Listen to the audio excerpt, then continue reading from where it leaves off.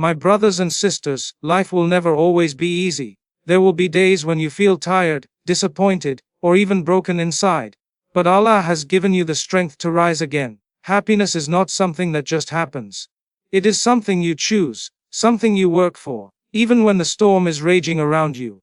Remember, the test is not in the comfort, the test is in the struggle. And in that struggle lies your reward. Gratitude is one of the most powerful forces that can transform your entire outlook on life. When you wake up and the first thing you think about is what you don't have, your heart becomes heavy, your mind becomes restless, and your day begins with negativity. But when you start your morning by remembering the blessings Allah has already placed in your life, you begin to notice how much good surrounds you. The air you breathe, the sight in your eyes, the ability to walk, to speak, to hear, to think. These are all gifts that no amount of wealth can buy. Yet, because they are constant in our lives, we often forget their value. Gratitude teaches you to shift your focus from what is missing to what is present. It is an act of acknowledging that Allah's mercy has been with you every step of the way, even during the most difficult moments. The Prophet Muhammad taught us that the one who is not grateful to people is not grateful to Allah, meaning gratitude is not just a feeling. It's an action, a habit, a choice. When you practice gratitude, you train your heart to search for light even in the darkest times. You begin to see challenges not as punishments, but as opportunities to grow and to become stronger. Gratitude humbles you, because you realize that nothing you have is truly from your own effort. It is all from the one who created you, sustained you, and continues to protect you. The more you thank Allah, the more blessings He promises to increase for you. As stated in the Quran, if you are grateful, I will surely increase you in favor. This increase is not always in the form of material gain. Sometimes it's in the form of peace in your heart, clarity in your decisions, or unexpected help when you need it most.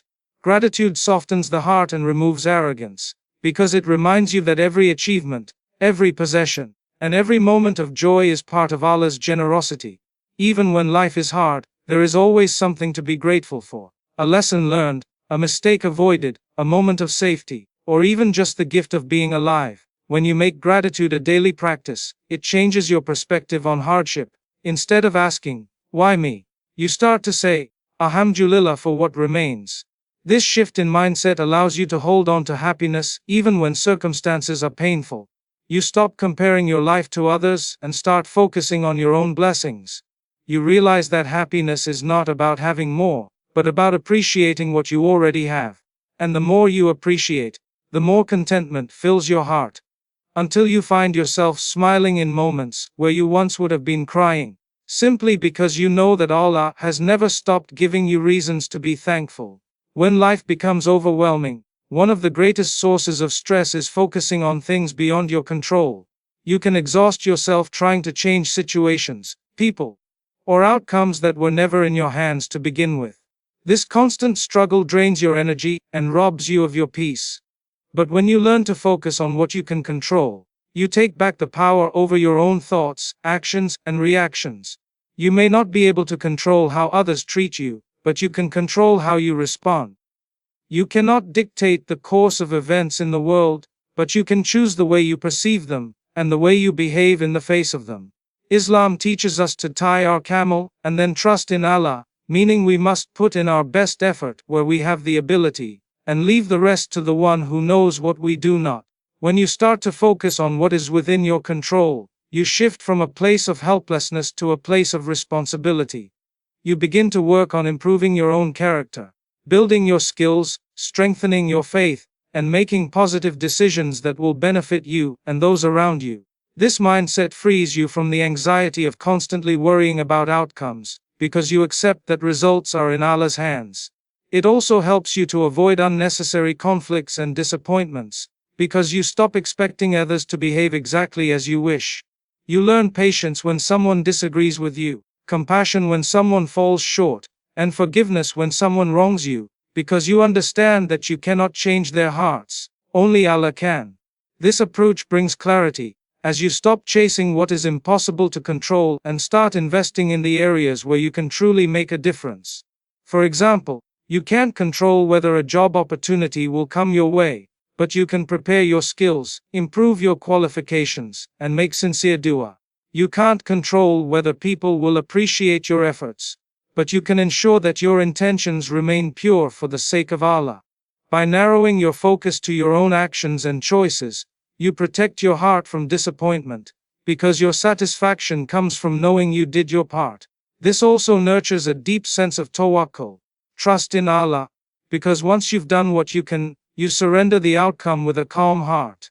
You stop living in the past, regretting what you could not change, and you stop fearing the future, worrying about what might go wrong. Instead, you live in the present moment, fully engaged in doing what is right and beneficial now.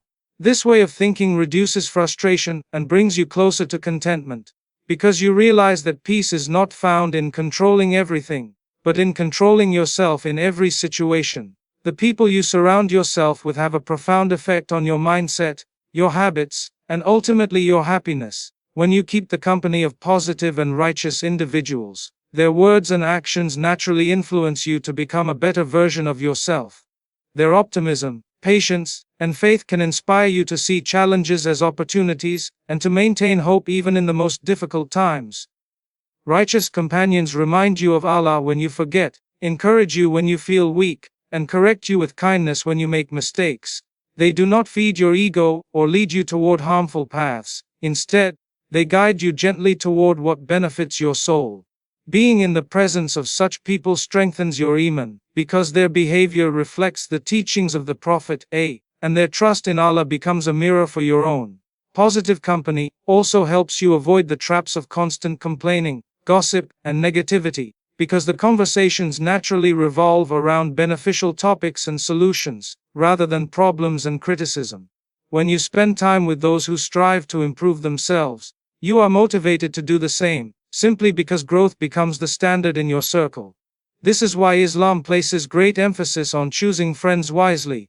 As the Prophet said, "A person is upon the religion of his close friend, so each of you should look carefully at whom he takes as a friend." The influence of your companions is subtle but powerful. It shapes your thinking without you even noticing it. If you are surrounded by people who are always pessimistic, doubtful, or reckless, you may find your own mindset slowly reflecting theirs, even if you don't intend it.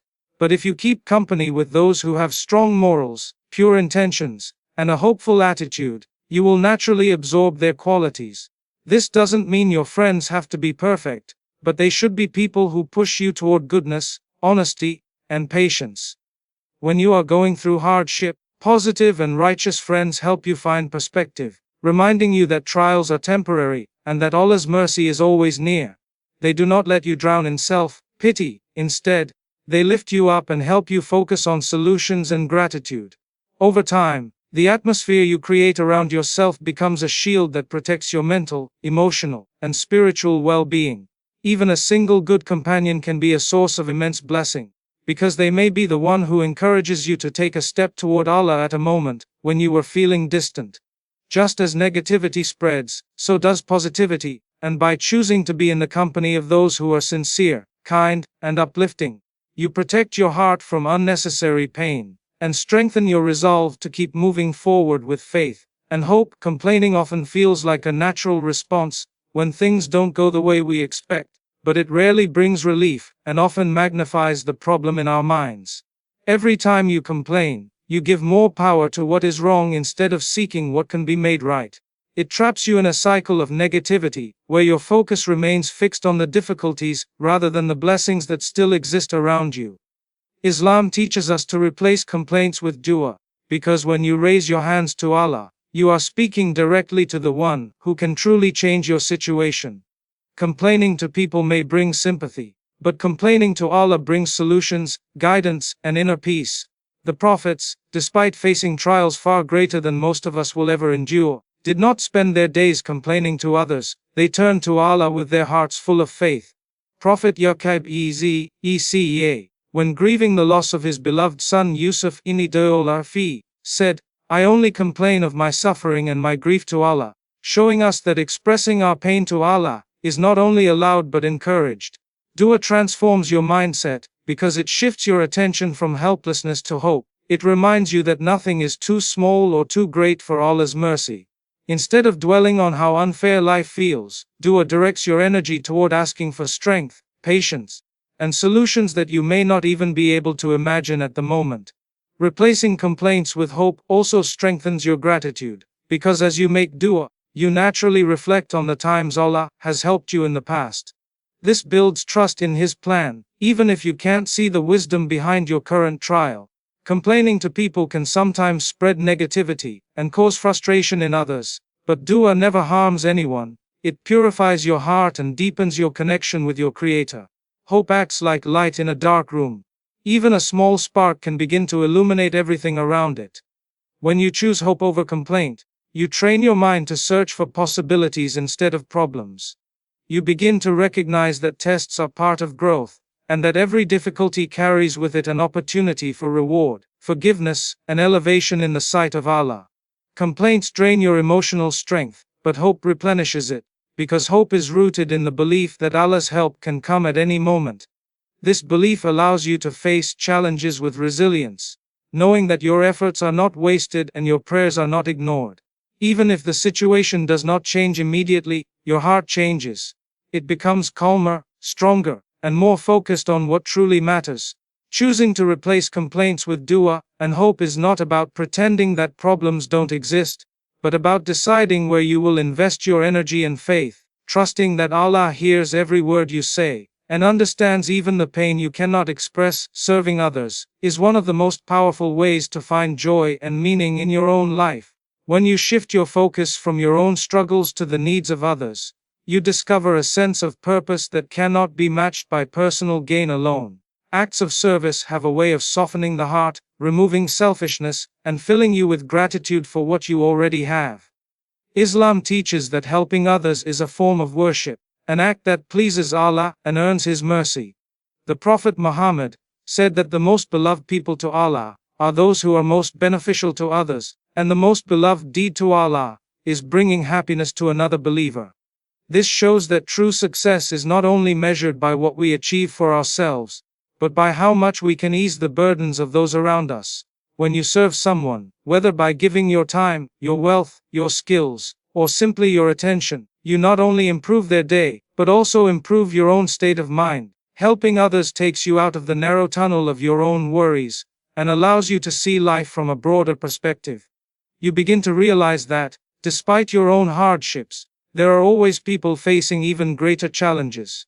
This realization naturally nurtures gratitude in your heart, making you more content with your own circumstances. Service is not always about grand gestures or large donations. Sometimes it is a simple smile, a kind word, or a listening ear. The Prophet taught us that even removing a harmful object from the road is an act of charity. Small, sincere acts of kindness may seem insignificant, but they carry weight in the sight of Allah, and can leave lasting impressions on the hearts of those you help. When you consistently serve others, you create an atmosphere of compassion around you. People feel safe, valued, and uplifted in your presence, and this creates bonds of trust and love that enrich your life in ways material possessions never can. Serving others also has a powerful impact on your mental and emotional well-being. Studies have shown that acts of kindness release chemicals in the brain that promote happiness, reduce stress, and even improve physical health. From an Islamic perspective, these benefits are part of Allah's wisdom in encouraging us to care for each other. He knows that by serving others, we heal ourselves. When you help someone without expecting anything in return, you experience the purest form of joy, because it comes from giving without conditions. This form of happiness is more stable than the fleeting excitement that comes from personal gain, because it is tied to your character and values rather than your possessions or status. Another blessing of serving others is that it often leads to your own needs being fulfilled in unexpected ways. The Prophet said that whoever relieves a believer from one of the hardships of this world, Allah will relieve him from one of the hardships of the Day of Judgment. And whoever makes things easy for a person, Allah will make things easy for him in this world and the next. This promise from Allah should encourage us to make service a regular part of our lives, because every act of kindness has a way of returning to us in one form or another. Sometimes the help we offer is material, giving food to the hungry, money to the poor, or shelter to someone in need. Other times, it is emotional, offering comfort to the grieving, encouragement to the discouraged, or patience to someone who is struggling. In all cases, what matters most is the sincerity of your intention. If you serve others to seek recognition or praise, the reward is limited to what you receive in this world.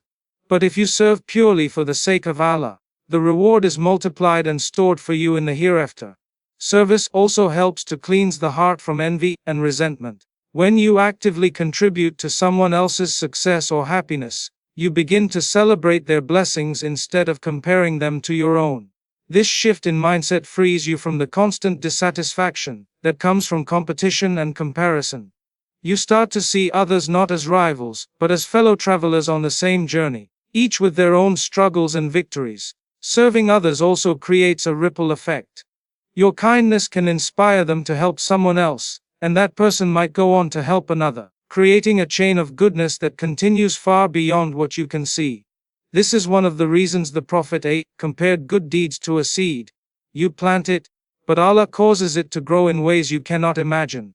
Even when life feels overwhelming, making time to serve others can give you a renewed sense of strength. It reminds you that your presence in this world has value beyond your personal goals, and that you have the power to make a positive difference, no matter how small.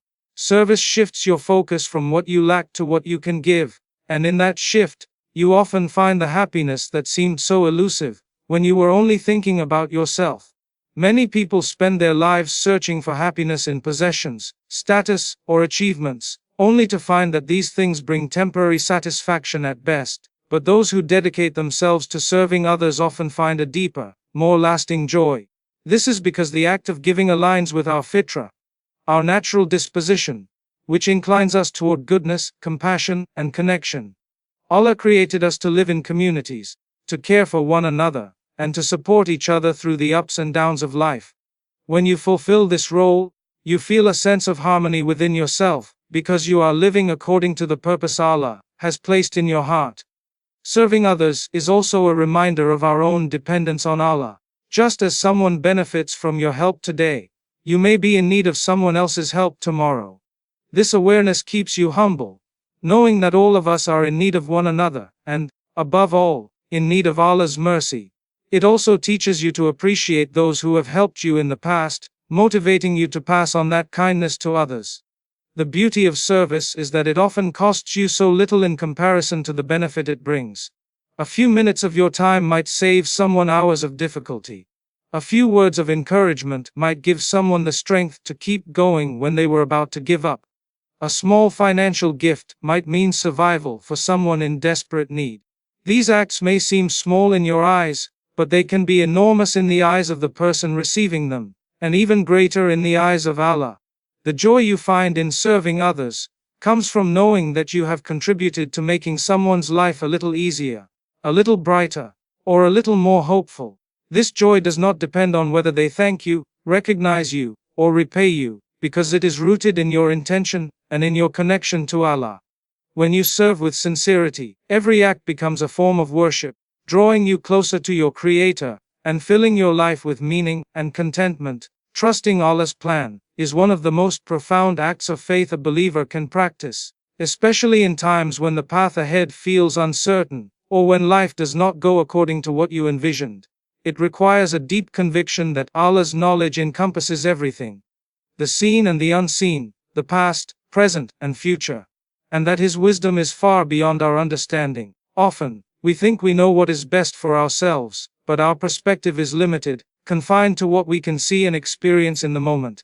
Allah, however, sees the entire picture of our lives, including the consequences of the things we wish for, and the hidden harm that could come from them. Trusting His plan means believing that every delay, every closed door, and every unexpected turn is part of a greater design that is ultimately for our benefit, even if it feels painful in the moment.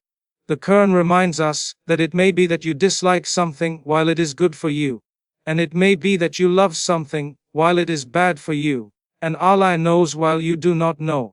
This is a powerful reminder that our emotions and desires do not always align with what is truly best for us.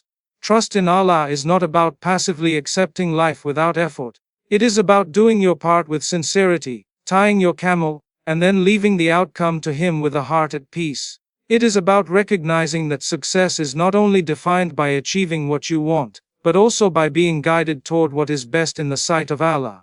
This trust brings a sense of calm, because you no longer carry the unbearable burden of trying to control every outcome. Instead, you focus on your responsibilities, your actions, and your intentions, while knowing that the result will always be what Allah has decreed. When you trust Allah, you also learn patience. You understand that some prayers are answered immediately, some are delayed for a reason, and some are answered in a different way altogether. This patience allows you to endure hardships without falling into despair, because you believe that Allah's timing is always perfect. Even when something you prayed for does not come to pass, you accept that Allah has replaced it with something better, even if that better is not visible to you right now. Trusting His plan also frees you from constant worry about the future. You no longer feel paralyzed by the unknown, because you know that whatever comes will be something you are capable of handling with Allah's help. This mindset transforms fear into hope, because instead of imagining all the ways things could go wrong, you begin to imagine how Allah could open doors for you, in ways you never expected. It shifts your perspective from, "What if I fail?" to, "What if this is the start of something better than I imagined?" In moments of deep hardship, trust in Allah becomes a source of strength that keeps you moving forward. It reminds you that pain is temporary, but the lessons and rewards it brings can last a lifetime, or even an eternity in the hereafter. It allows you to see trials not as punishments, but as opportunities for growth, purification, and closeness to Allah. When you truly trust Allah's plan, you stop measuring your worth by worldly success or comparing your life to others, because you know that everyone's journey is different and tailored to what Allah knows is best for them. You also become more grateful, because you start to notice the subtle ways in which Allah has protected you from harm, guided you toward better choices, and provided for you at the right time. These moments of divine care strengthen your faith and remind you that you have never been alone in your journey. Trusting Allah's plan does not mean you will never feel sadness, disappointment, or frustration. These are natural human emotions. It means that even in those emotions, you hold on to the certainty that Allah is with you, and that His plan is unfolding in the best way possible. It means that when you cry in your sujood, you cry knowing that your tears are seen, your pain is known, and your prayers are heard. Over time, this trust becomes second nature, a constant undercurrent in your life that steadies you no matter what storms you face. It helps you to live with a heart that is both humble and hopeful. Humble because you acknowledge that you do not control everything, and hopeful because you know that the one who does control everything is the most merciful and the most loving. This kind of trust can transform your life, because it removes the heavy burden of trying to predict or manipulate the future, and replaces it with the lightness of surrendering to the will of the one who loves you more than you love yourself. It also inspires you to make decisions with confidence, because you are no longer paralyzed by the fear of making mistakes. You know that if your intention is sincere, and your effort is genuine, Allah will guide you to what is best or protect you from what is harmful. Even in the moments when nothing makes sense, trust in Allah reminds you that you are exactly where you are meant to be, learning exactly what you are meant to learn, and moving toward exactly what Allah has written for you. This trust gives you the courage to keep walking, even when the path is unclear, because you know that your destination is not determined by your vision, but by Allah's perfect wisdom.